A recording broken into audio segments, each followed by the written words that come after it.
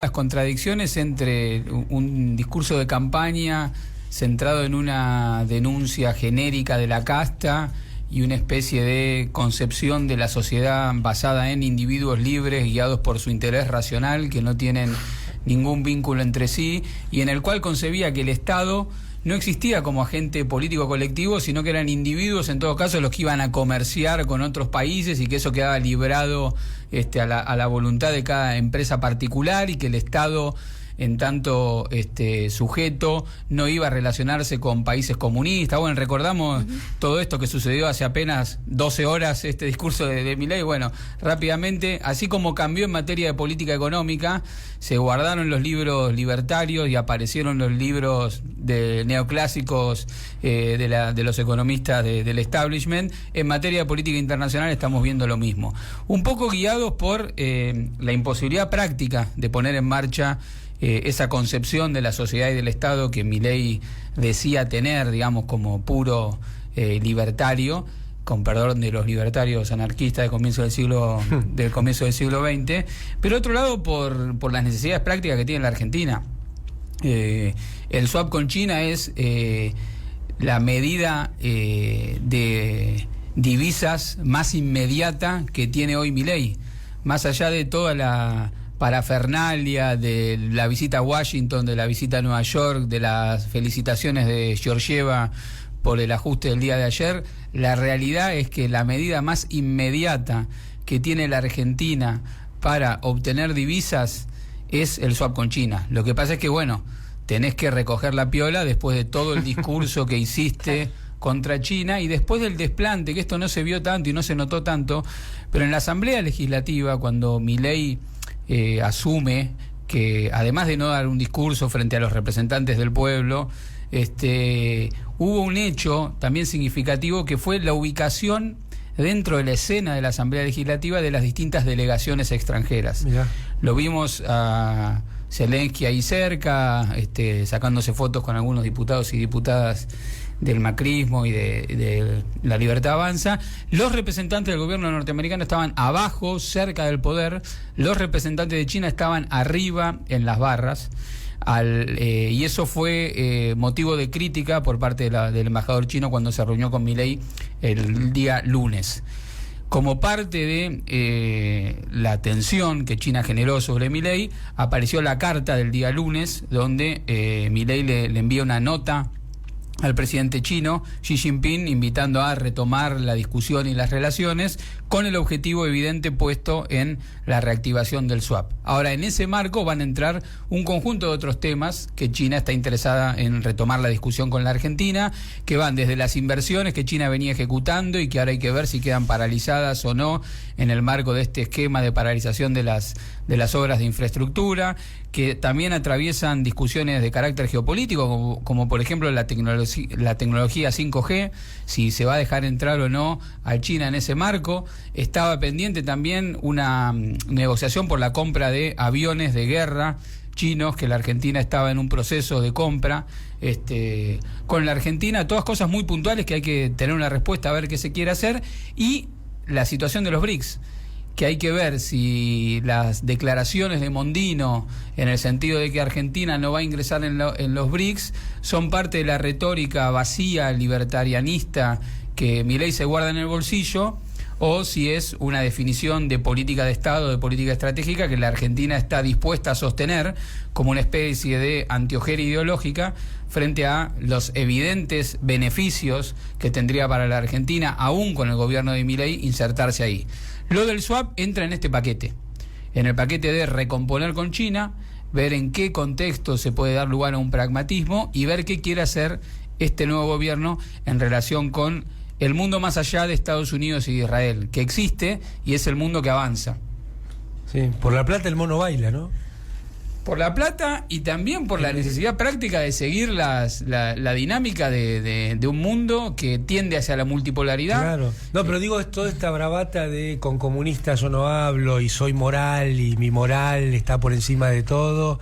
Y bueno, después le termina mandando una carta pidiendo por favor Exactamente, y además en el fondo, Amado, a mí me parece que hay un problema de concepción de teoría del Estado de Milei, ¿no? Que es que la pretensión de que los individuos libremente y las empresas intercambian en el mundo, eso sabemos que no sucede, digamos, que el Estado está atrás y más en las relaciones internacionales, y eso lo va a llevar a Milei a cometer enormes errores, como por ejemplo el error de el día de ayer, de mostrarse en una ceremonia del pueblo judío arengando a favor de Israel, cosa que es una cuestión totalmente válida a nivel de cualquier individuo y saludamos que esa posición sea tomada, pero me parece que confunde sus preferencias individuales y su dirigiendo individual con la posición de un país como la Argentina. Lo mismo con los BRICS y lo mismo con China. Al mismo tiempo que Biden está marcándole la cancha a la cuestión de Israel, ¿no?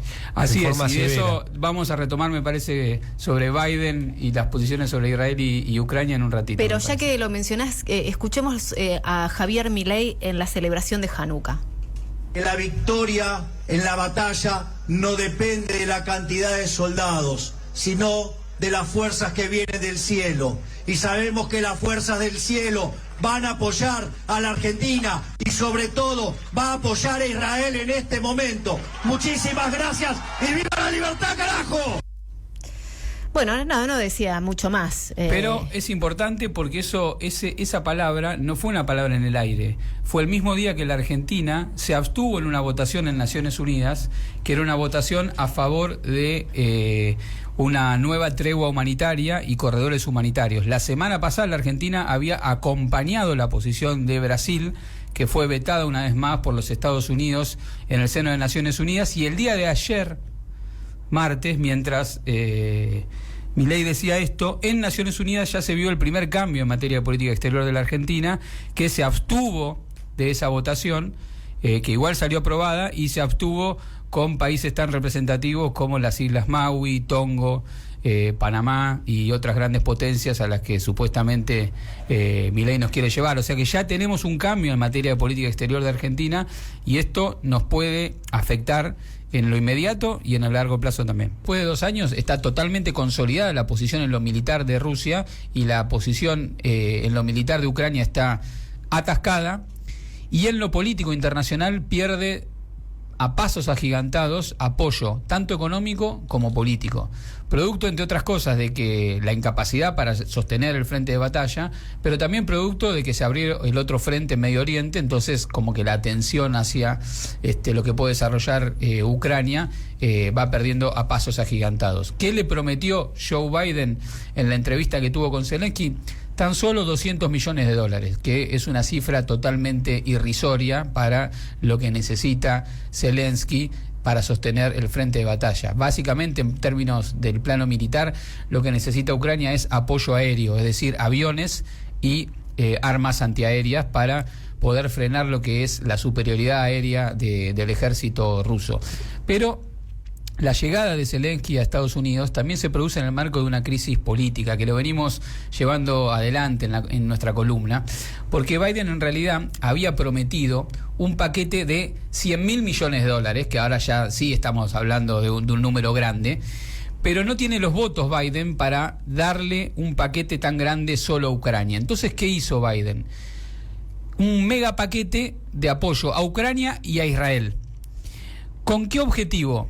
De que lo puedan votar los dos partidos que existen en el Congreso de Estados Unidos, que es el Partido Demócrata y el Partido Republicano. Ahora, ¿qué pasa? Los republicanos se oponen a la inserción de Estados Unidos en la guerra contra Rusia y el apoyo a Ucrania. Sí están dispuestos a apoyar la intervención a favor de Israel. ¿Y por qué se oponen? Por algo que probablemente suceda en estas horas, en las próximas horas, que es el inicio del proceso de juicio político contra el presidente Biden.